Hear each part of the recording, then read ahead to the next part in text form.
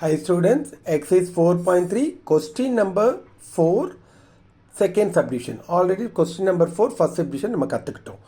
இது எழுதிக்கங்க. இதே மாடல் சம் நம்ம ஆல்ரெடி போட்டாச்சு. ரெஃபர் வேணா பண்ணுங்க.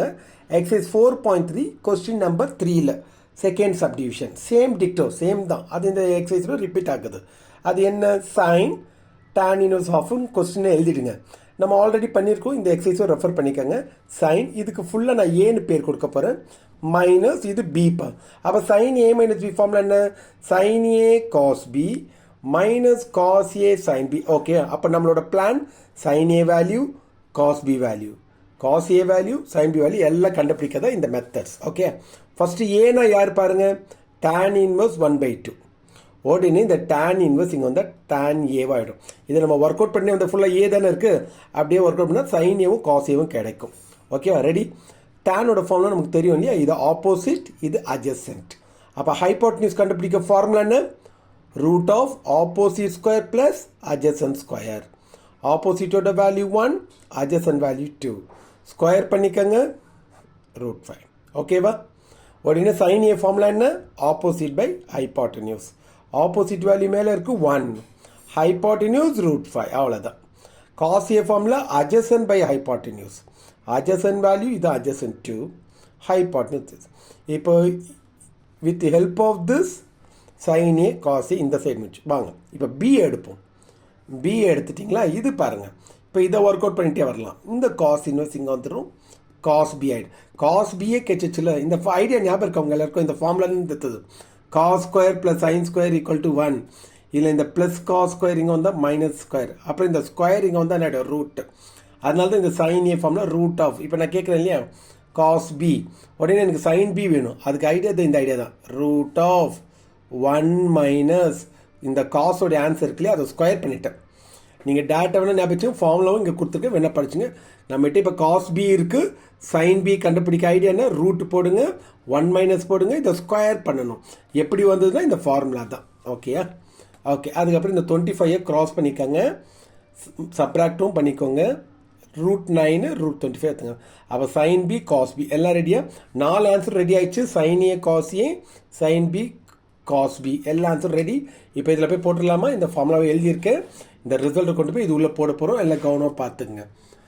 Sign A cos B minus cos A sine B. சைனோட வேல்யூ ரெடியாக கண்டுபிடிச்சி வச்சுருக்கீங்க, பார்த்துங்க. 1/√5 இங்கே இருக்குது பாருங்கள். எல்லாம் இங்கே இருக்குது. நம்ம எடுத்து காப்பி அடிக்கிற வேலை தான். Sine A cos A value sine B value cos B value இங்கே போட்டிருக்கோம், அவ்வளோதான். ஓகே, நீங்கள் அழகாக எழுதிக்குங்க. Okay, cos B value minus cos A sine B எல்லாம். இங்கேயும் 5√5 இருக்குது, இங்கேயும் 5√5 இருக்குது. LCM same. அதனால் 4 1s are 4 minus 2 3s are 6. Subtract பண்ணிக்கிட்டு மைனஸ். இதுக்கு பிறகு இந்த √5 கீழே இருக்கக்கூடாது, அதனால் கான்ஜுகேட் பண்ணிக்கோங்க. ரூட் வேல்யூ ரிமூவ் பண்ணணும்னா இந்த ஐடியா யூஸ் பண்ணணும், கான்ஜுகேட். √5 மேலேயும் கீழே போட்டுட்டு இப்போ இதை நீங்கள் மல்டிப்ளை பண்ணிங்கன்னா √5 5 வரும். இந்த 5ஓட மல்டிப்ளை பண்ணால் 25. அப்போ நியூமரேட்டரில் என்ன இருக்குது? -2√5. ஓகேவா? இது நல்லா புரிஞ்சா? இதே ஸ்டைலில் கடைசி ஒரு எக்ஸாம்பிள்ஸ் தேர்ட் சப்டிவிஷனை போடுங்க. இதே ஸ்டைல் மறக்காதீங்க ப்ளீஸ் ட்ரை. கிளாஸ் ஒர்க்லேயே போட்டுருங்க. ஓகேவா? கடைசி ஃபைனலாக ஒரு எக்ஸாம்பிள்ஸ் நம்ம மாத்திரம் பார்த்துடலாம். ஓகேவா?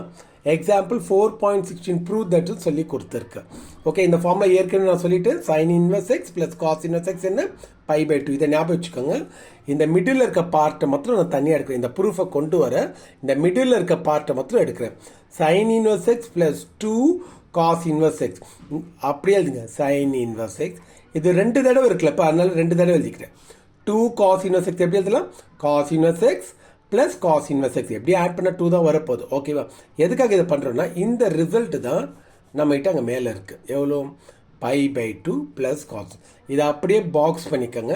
பண்ணிட்ட பிறகு இந்த ஃபார்முலாவை ரீகால் பண்ணுங்கள். இந்த ப்ரூவ் தட் கொண்டு வர we know that 0 < cos inverse x pi. மறக்காதீங்க, பப்ளிக்கில் வரக்கூடிய ஒரு சம் ரிப்பீட்டேஷன் தான் வரும், கம்பல்சரியில் வரக்கூடிய chances. 0 < cos inverse x < pi. சரி, ஓகே, இது முடிஞ்சா? இது முடிச்ச உடனே ஒன்றும் பயப்படுது. நம்மகிட்ட ஒரு ரிசல்ட் இருக்குது பார்த்தீங்களா? இது கூட யார் இருக்கா? காஸ் இன்வர்ஸ் கூட π/2. அதனால் எல்லாருக்கிட்டையும் π/2 ஆட் பண்ணுறேன். இங்கே ஒரு π/2, இவர்கிட்டயும் ஒரு π/2, இவர்கிட்டயும் π/2 ஆட் பண்ணியாச்சா? இப்போ இந்த 0 போயிடும். அப்போ இங்கே யார் இருக்கும்? Pi by two. இதோட ரிசல்ட்டு தான் இங்கே கண்டுபிடிச்சி நீங்கள் வச்சுருக்கீங்க. Pi by two cos inverse எக்ஸோட வேல்யூ என்ன? ஓகேவா? இதை 2 கிராஸ் பண்ணுங்கள். 2 பை என்ன வரும்? 2 pi plus pi by two. எவ்வளோ ஆன்சர்? 3 pi by two. நல்ல புரியுது. இந்த ரிசல்ட்டே வந்துச்சு பாருங்கள். ஓகே, நல்ல கவனம் பாருங்கள். ஸ்க்ரீன்ஷாட் எடுத்துக்கோங்க. ஓகே, எல்லாத்தையும் நீங்கள் ஸ்க்ரீன்ஷாட் எடுத்துகிட்டு கவனம் காப்பி பண்ணிக்கோங்க. ஹோம்ஒர்க்கும் பண்ணுங்கள் மை டியர். முதல் கிளாஸ் விட்டு நீட்டாக மார்ஜின் போட்டு காப்பி பண்ணிவிட்டு ஹோம்ஒர்க்கும் பண்ணுங்கள். Exercise 4.3 is over.